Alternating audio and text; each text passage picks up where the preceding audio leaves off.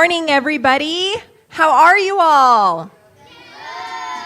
Good. Sound a little tired, but that's okay. It's a little rainy outside. I'll give it to you. I kind of want to curl up with a blanket today. But anyway, I am so glad that you are all here. Again, my name is Miss Erin, and welcome to Sing and Play Peak. There we go. Yep. Got tongue-tied for a second. Here at True North. Okay, so where are we imagining that we're at True North?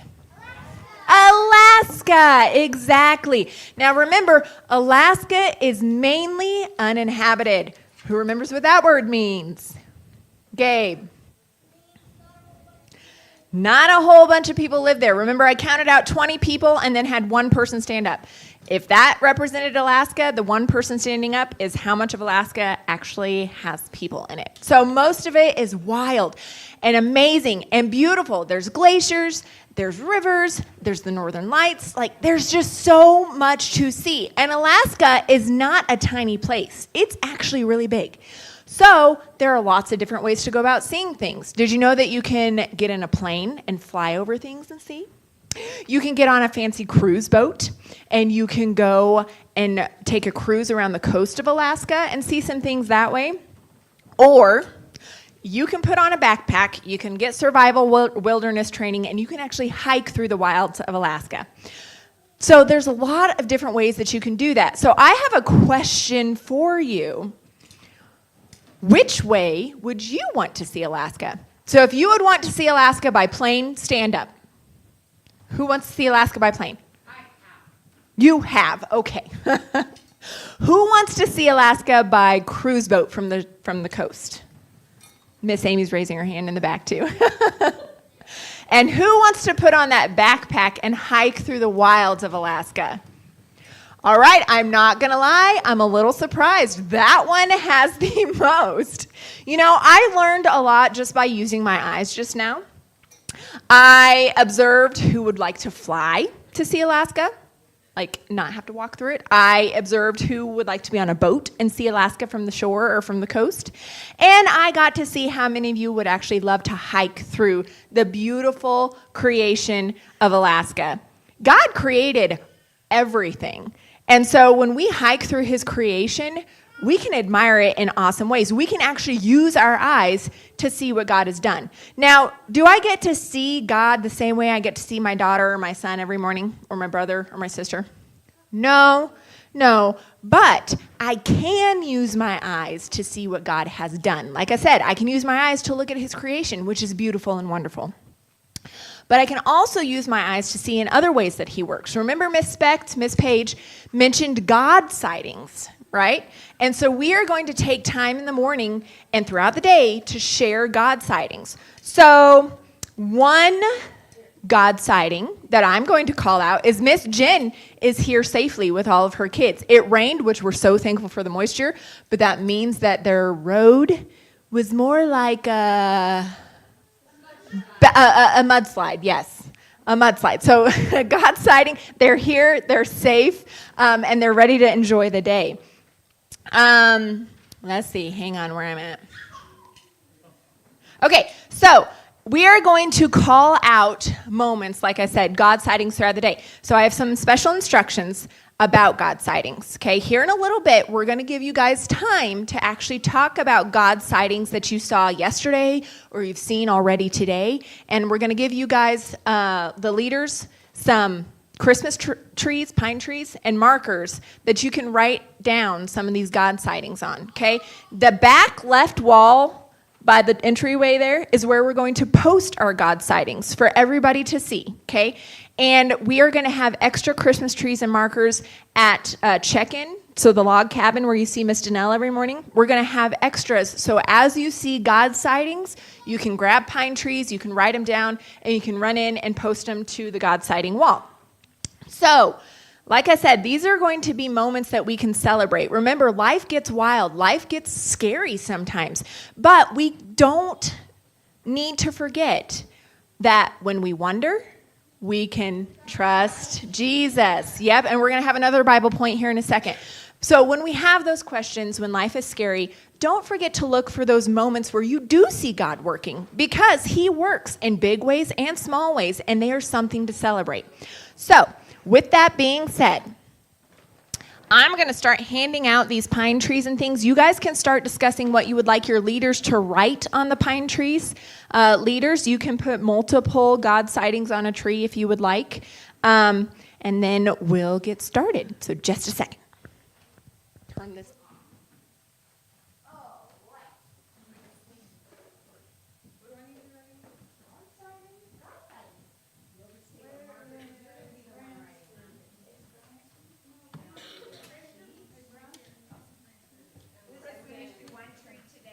You can do multiple trees today if you want.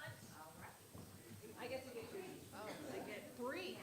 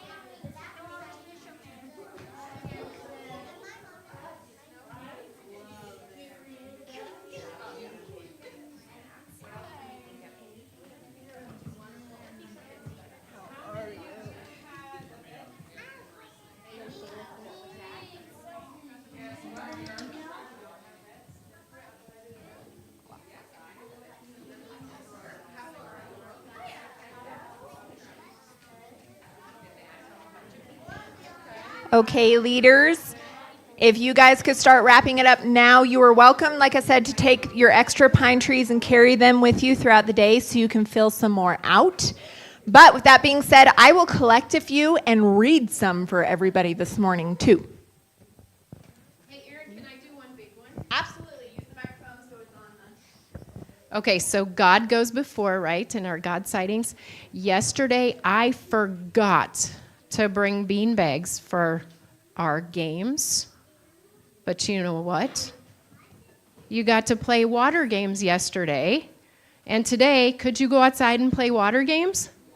No. So the bean bags are here, and you guys get to use the bean bags. I think that's cool that God uses even my forgetfulness.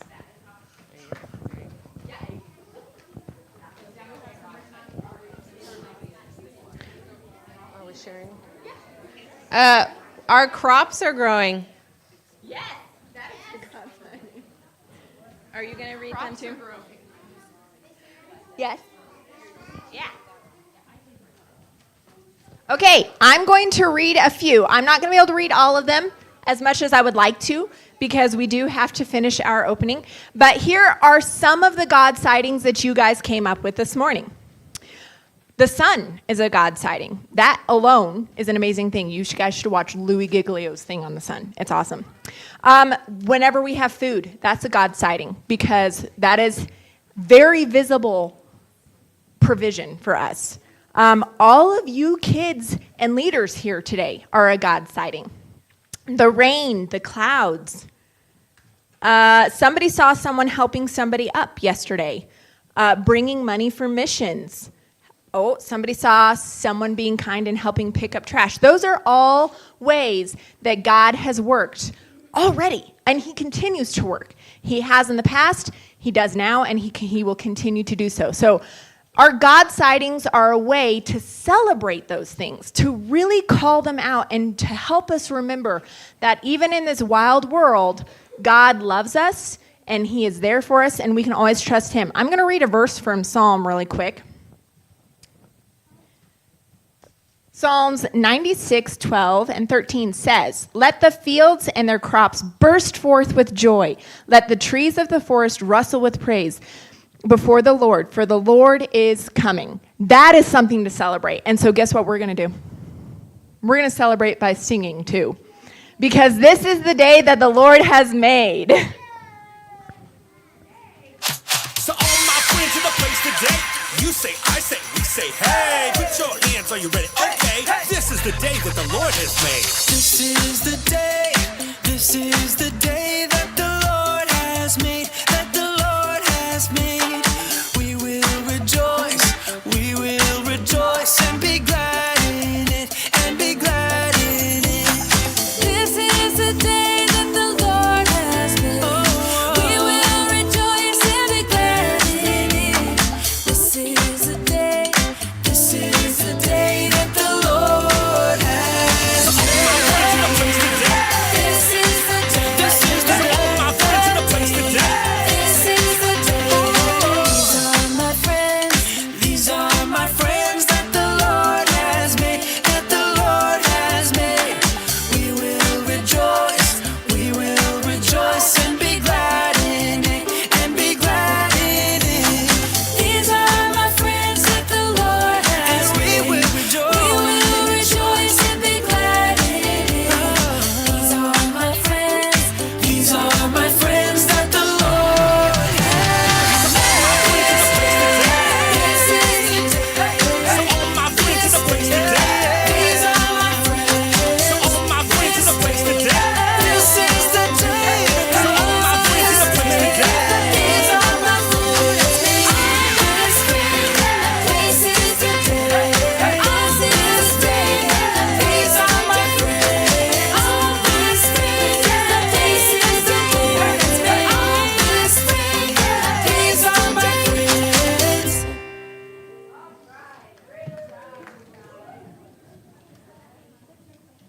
This is the day that the Lord has made, and what a wonderful day it is. And these are our friends. And I'm so glad you're all here. Okay, so yesterday we met Ponder, right? And Ponder helped us to remember that when we wander, we can trust Jesus. All right, very good. Now we have another Bible point that we're going to talk about today. So let me ask you this. How many of you can play tag alone?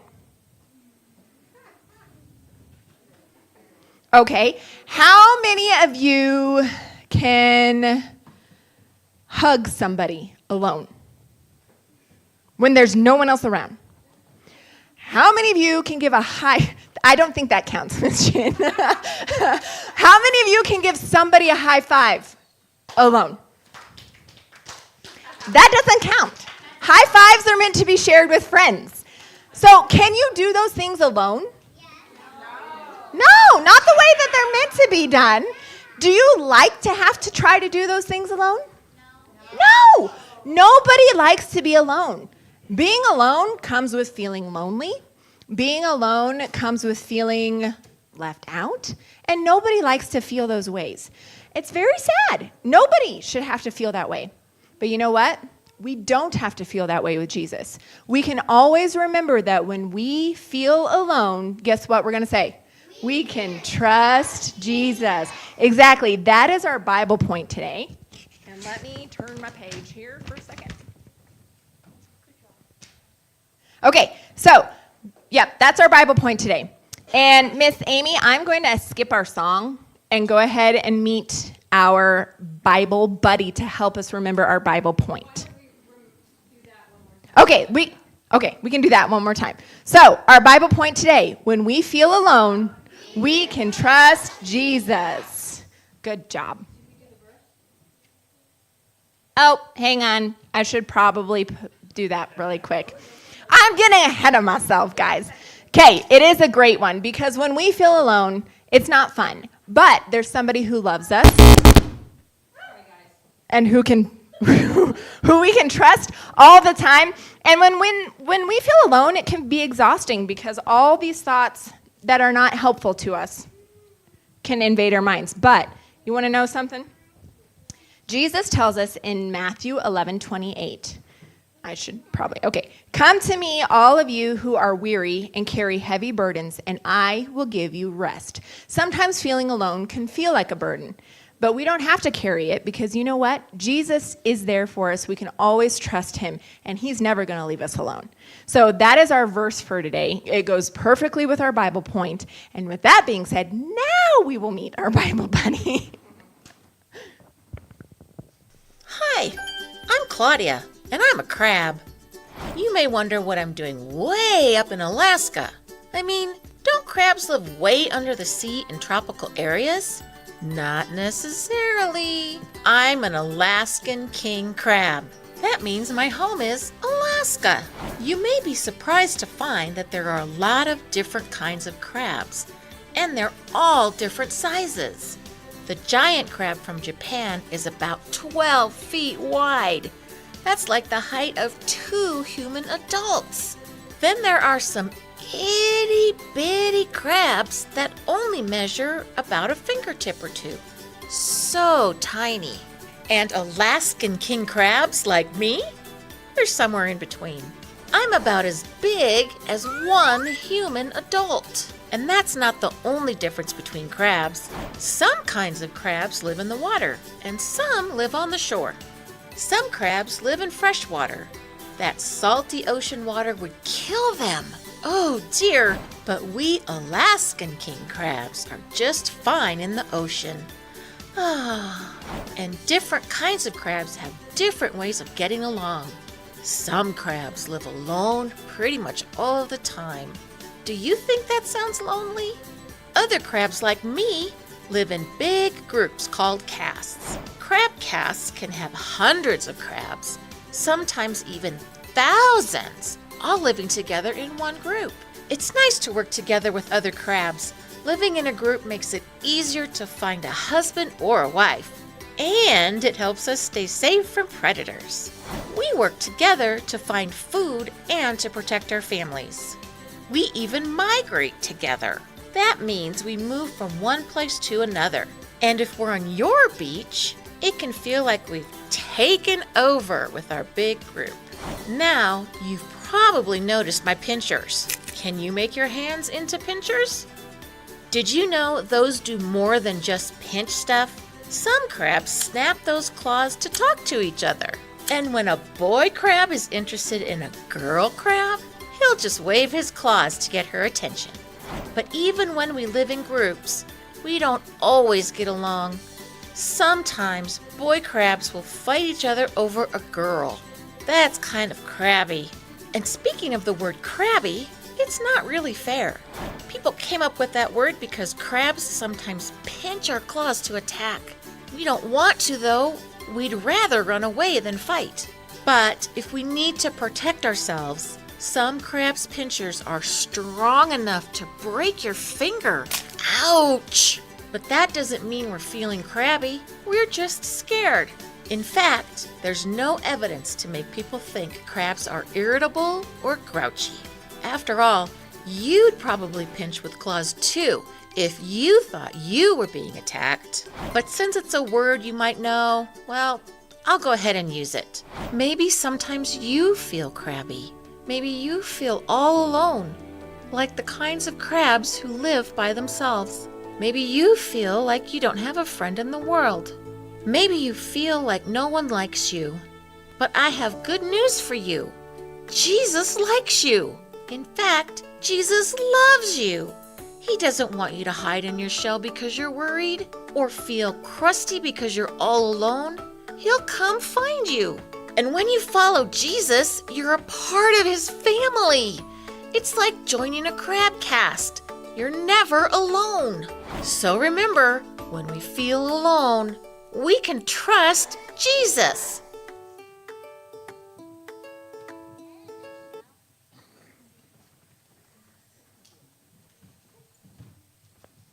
Okay, so when we see ponder, we're going to remember when we wonder, we can trust Jesus. And when we see Claudia, we're going to remember that when we feel alone, we can trust Jesus. Exactly. All right, are these our only friends that we've made so far? Aren't we missing a couple of our friends from yesterday morning? Should we see what they're up to today? Okay, let's get Miss Olivia up here. Thank you so much. Okay, now I actually have time to speak. So, like I was saying yesterday, oh no.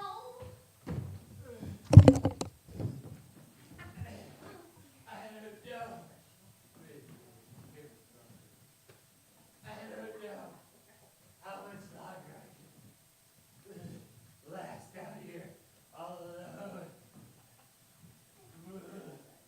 I'm so hungry.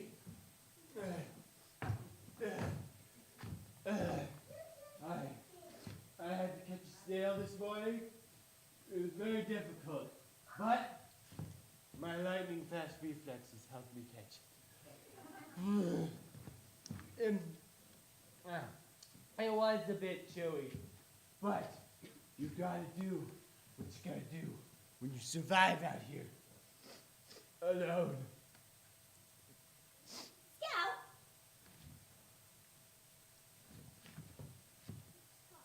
Oh, I found you, people of humanity. Didn't we just see you yesterday? I've been so alone. And we just saw you yesterday. Okay, what happened to you? I was in the woods alone. Okay. We gotta start from the very beginning and you gotta tell us what happened. Okay, yeah. Well, you know how, so I went to the woods and to kind of have some time to myself to think about what you've talked about how Jesus is with us and we can trust him. Yes. So I went out of the woods camping and I waited for him and he never showed up. Oh, Scout, I didn't mean. Well, so I first I pitched up my tent,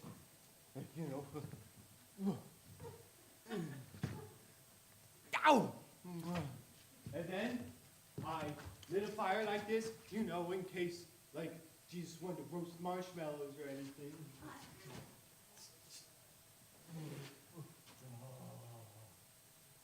And then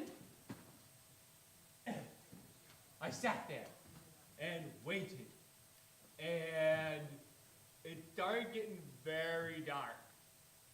And then, when that happened, I heard something. And it sounded a little like this.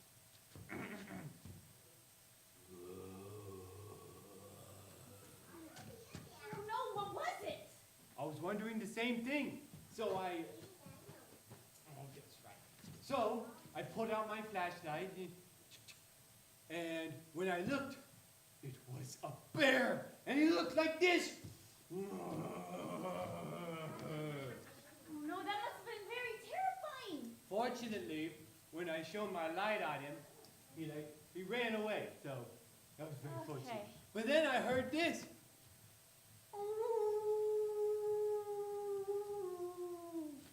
Oh no, a wolf? Uh-huh. And he was like,